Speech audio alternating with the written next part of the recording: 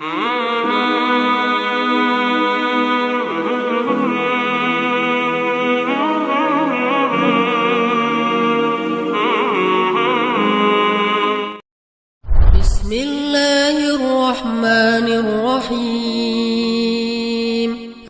Salah satu di antara cinta Rasulullah kepada kita yang gak bisa digantikan oleh siapapun, termasuk oleh orang tua kita.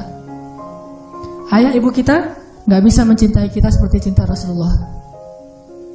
Pasangan kita yang katanya sehidup semati gak bisa mencintai kita seperti cintanya Rasulullah. Gimana cintanya Rasulullah?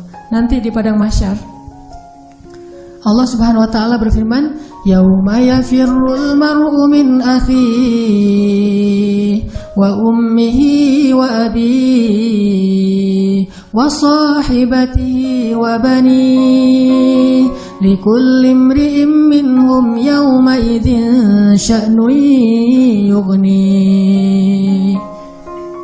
Hari ketika seorang ayah lari dari anaknya, seorang suami lari dari istrinya, istri lari dari suaminya, anak lari dari orang tuanya, pasangan lari dari pasangannya, sahabat lari dari sahabatnya. Likulli imri'in yawma idzin, pada hari itu semua orang sya'nun yughni, sibuk ngurus diri sendiri, kecuali satu orang.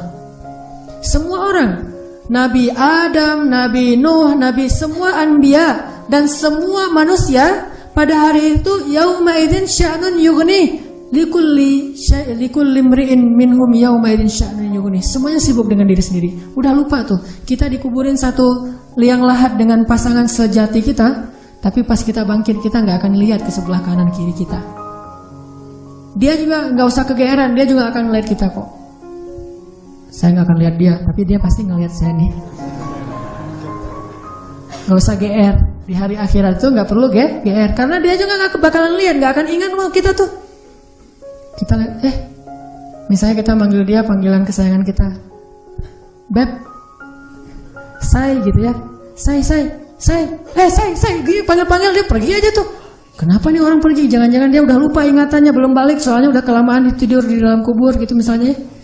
Nah, likulli imri'in yawma idzin sya'nun yughni, nggak peduli, dia ngeliat kita. Dia tahu ini suami saya nih, dia tahu ini anak saya nih, dia tahu ini orang tua saya, dia tahu bahwa dia adalah kekasih kita adalah kekasihnya, dia tahu. Tetapi saking takutnya dia terhadap dirinya dan saking dia mementingkan dirinya, pada hari itu dia nggak peduli dengan kita. Bahkan na'udzubillah, kalau kekasihnya di sebelah diseret oleh malaikat, dia nggak akan nolong kita dia mah.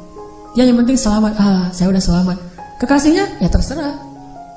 Nanti kalau dia udah beres, baru nanti dia, itu juga gak semua orang bisa seperti itu. Tapi Rasulullah satu-satunya orang yang pada hari itu yang sangat sibuk, mondar-mandir, sibuknya luar biasa, cuma satu orang, Muhammad SAW. Itu sibuk banget. Gimana sibuknya Rasulullah? Ketika lagi di padang mahsyar, Rasulullah langsung mencari mana umatku. Dia cari, siapa kamu? Umat Muhammad. Sini. Siapa kamu? Umat Muhammad. Ngumpulin semuanya umatnya. Kemudian Nabi sujud kepada Allah dengan sujud yang sangat lama. Sampai Allah mengatakan, ya Muhammad, bangkitlah dari sujudmu. Sal tu'tah, minta akan saya beri. Bangkit dari sujudmu. Ya Allah, saya tidak akan bangkit dari sujud saya sebelum saya mendapatkan apa yang engkau janjikan. Wahai Muhammad, minta. Ya Allah, berikan saya kesempatan untuk memberi minum kepada umat-umat saya. Mereka kehausan, ya Allah, kasihan mereka di bawah terik matahari. Akhirnya Allah mengatakan, ya Muhammad, ini telaga Al-Kautsar, beri minum kepada umatmu. Panggil, wahai umatku. Sampai Rasulullah ditanya oleh Fatimah, ya ayah, nanti di padang mahsyar, kalau saya pengen ketemu ayah, ketemu di mana? Wahai Fatimah, sesungguhnya aku ada di telaga Kautsar dan memberi minum kepada setiap umatku. Datanglah ke telaga Kautsar. Rasulullah padahal dijamin masuk surga, surganya Firdaus. Ngapain tuh capek-capek ngurus kita, pergi aja ke surga Firdaus menikmati hidup. Tapi beliau gak rela, ditampakkan ke hadapan beliau, ini Firdaus, ini surgamu wahai Muhammad. Nabi Muhammad gak akan tersenyum sedikit pun. Beliau nanya, umatku di mana ya Allah? Ini Firdaus, umatku di mana ya Allah? Mereka di padang mahsyar, langsung balik lagi keluar dari surga. Coba keluar dari surga, cari, terus memberikan minum satu persatu. Bahagia banget, ketemu umatnya tuh kayak ketemu kekasih lama, kasih minum. Setelah minum satu teguk, kita gak akan haus lagi selama-lamanya. Ketika seorang ayah, ibu, kekasih meninggalkan kita, Rasulullah mencari kita. Di mana fulan? Jadi ketika semua orang ngelupain kita, dan gak salah mereka ngelupain kita karena kita juga ngelupain mereka. Jadi jangan, ke istri ya ngomongnya, Mah, Mama, Papa gak akan cinta-cinta banget sama Mama. Kenapa Pak? Nanti Mama pasti akan ngelupain Papa. Enggak kok Pak, gak akan lupa. Lupa. Kapan Pak? Nanti di akhirat. Oh iya, Papa juga gitu kan? Iya sih. Di situ emang semua orang saling melupakan, dan saling melupakan itu bukan karena Allah mencabut memori dan ingatan kita, karena memang kita mementingkan diri sendiri kecuali Rasulullah SAW. Di mana umatku ya Allah? Kasih minum satu-satu. Setelah dikasih minum, Rasulullah SAW sujud lagi. Ya Muhammad, kenapa engkau sujud? Sujudnya lama banget sambil menangis di hadapan Allah. Ya Rabbi, ya Rabbi, ya Rabbi. Terus Allah mengatakan, bangun ya Muhammad, aku berikan apa yang kau minta. Ya Allah, selamatkanlah umatku dari sirat. Langsung Nabi meminta kepada Allah kayak gitu, kata Allah, maka tunggulah mereka di ujung sirat. Nabi menunggu kita di ujung sirat sambil mengatakan, Allahumma salim salim, Allahumma salim salim. Ya Allah selamatkan, ya Allah selamatkan. Maka yang amalnya banyak dia lewat. Ada juga yang jatuh ke dalam neraka. Rasulullah ketika tahu umatnya masih banyak yang di dalam neraka, langsung sujud lagi di hadapan Allah. Sujud yang sangat lama. Allah mengatakan, ya Muhammad, bangkitlah dari sujudmu, apa yang kau inginkan? Ya Allah, selamatkanlah seseorang dari api neraka yang di dalam hatinya ada iman walaupun sekecil biji kurma. Akhirnya kata Allah, selamatkan mereka yang ada iman sekecil biji kurma di dalam neraka. Nabi langsung pergi ke pintu neraka mencari umatnya. Wahai malaikat, cari umat saya yang ada iman sekecil biji kurma dan selamatkan mereka. Dikeluarin. Ketika ketemu dengan Rasulullah, mereka dalam keadaan habis disiksa luar biasa. Wajah mereka, tubuh mereka rusak parah. Rasulullah melihat mereka dengan air mata kasihan, memeluk mereka, dipersilakan masuk ke surga.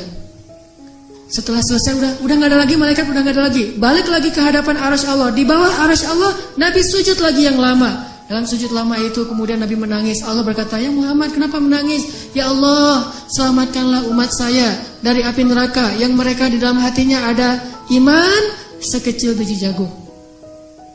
Sekecil jagung. Kata Allah, aku izinkan. Akhirnya Nabi Muhammad lari lagi ke neraka. Wahai malaikat, keluarkan yang ada iman sekecil jagung. Keluar lagi sekian ribu, sekian juta umat Nabi Muhammad. Udah selesai semua, udah gak ada sisa. Balik lagi di bawah arasy Allah, sujud lagi yang lama, nangis lagi sepanjang waktu yang cukup lama. Sampai Allah bertanya, ya Muhammad, bangkit. Apa yang kau inginkan ya Allah? Keluarkanlah umatku yang di dalam neraka, yang di dalam hatinya ada iman sekecil biji sawi, zarrah. Kata Allah, aku izinkan. Lari lagi ke neraka, selamatin lagi. Balik lagi, sujud lagi, ya Allah. Kata Allah, ya Muhammad, apa lagi ya Muhammad? Bukankah aku sudah menyelamatkan banyak dari umatmu? Ya Allah, demi kasih sayang yang engkau miliki, selamatkanlah umatku yang mereka tidak punya amal kecuali hanya mengatakan la ilaha illallah. Kata Allah, aku izinkan. Nabi Muhammad kemudian lari ke neraka menyelamatkan kita dengan seizin Allah. Makanya Nabi mengatakan, katakan la ilaha illallah, baru aku bisa menyelamatkan kalian. Ketika pamannya mau meninggal, apa kata Nabi? Wahai paman, ucapkan kunci surga la ilaha illallah biar aku bisa nyelamatin paman. Walaupun gak ada amal sama sekali, tapi pamannya dengan takdir Allah tidak mengucapkan. Sibuk Rasulullah sepanjang padang mahsyar yang panas, kemudian di sirat, kemudian di depan pintu neraka, terus sibuk untuk memikirkan ummati. Ya Rabbi, kaifa ummati? Gimana umatku ya Allah? Rasulullah hanya membukakan pintu surga untuk kita, tapi beliau tidak masuk surga. Kita yang disuruh masuk surga, beliau keluar lagi, sibuk lagi dengan yang lain. Kita yang difikirkan oleh Rasulullah SAW. Apakah orang tua kita bisa melakukan itu nanti di akhirat? Tidak. Cinta yang paling besar dari Rasulullah. Gak lupa sama kita, kenal juga enggak. Bahkan kita bersalawat kepada beliau aja males. Beliau tidak menyelamatkan, ya Allah selamatin aja orang yang bersalawat kepada saya. Yang gak mau salawat gak usah. Enggak. Yang ada iman sekecil zarrah, yang ada iman sekecil jagung, yang ada iman sekecil biji kurma, gak masalah, yang penting umatku ya Allah, selamatkan mereka. Sampai pernah orang kalau sakaratul maut itu kan sakitnya luar biasa ya. Dan kita tahu adegan sakaratul maut Rasulullah, apa yang beliau panggil? Ummati. Umatku. Ketika beliau haji wada, apa yang beliau ucapkan? Sampaikan apa yang kalian dengar ini kepada umatku yang tidak mendengar, kepada kaum muslimin yang tidak mendengar. Akhirnya riwayat itu sampai kepada kita. Terus mikirin kita, hingga suatu hari Nabi lagi duduk bersama sahabat. Nabi bilang gini, wahai para sahabat, tahukah kalian siapa manusia yang paling dicintai oleh Allah? Dan aku juga mencintainya. Kata para sahabat, para nabi ya Rasul. Kata Rasul, Kalau para nabi wajar dicintai oleh Allah, mereka itu adalah utusan-utusan Allah. Mereka dapat wahyu dari Allah. Mereka langsung berbicara dengan Allah seperti Musa, wajar dicintai oleh Allah. Tapi bukan itu maksud saya. Oh, kalau gitu para sahabat-sahabat Nabi seperti kami ya Rasul, kalau kalian bertemu dengan aku, wajar jika Allah mencintai kalian, wajar jika aku mencintai kalian karena kalian bertemu dengan aku. Dan kalian menjadi orang-orang yang langsung melihat mukjizatku. Tapi ada yang lebih dicintai oleh Allah daripada kalian. Siapa ya Rasulullah? Mereka adalah umatku yang datang setelah kalian. Mereka tidak pernah melihat aku, tetapi mereka beriman kepadaku dan mencintaiku, mengikuti sunnahku. Aku rindu kepada mereka. Kalian adalah sahabat-sahabatku, tapi mereka adalah keluargaku, kata Rasulullah SAW. Kita ini dianggap keluarga Rasul, Ahlul Bait loh. Bukan kita yang ngaku-ngaku Rasulullah keluarga kita. Itu mah wajar banget. Orang kita orang biasa, Rasulullah orang luar biasa. Tapi Rasulullah ngaku kita sebagai keluarganya. Padahal Rasulullah tahu gak semua dari kita itu setia kepada beliau. Yang marah ketika nama beliau dicoreng. Yang marah ketika tentang beliau itu diselewengkan. Yang marah ketika beliau dihina. Gak semua dari kita punya kesetiaan yang besar kepada beliau. Tapi beliau menganggap kita keluarganya. Beliau rela menghabiskan hidupnya dalam kesusahan demi supaya hidayah ini sampai kepada kita. Siapa sih yang mau susah payah untuk kita kalau bukan karena mencintai kita?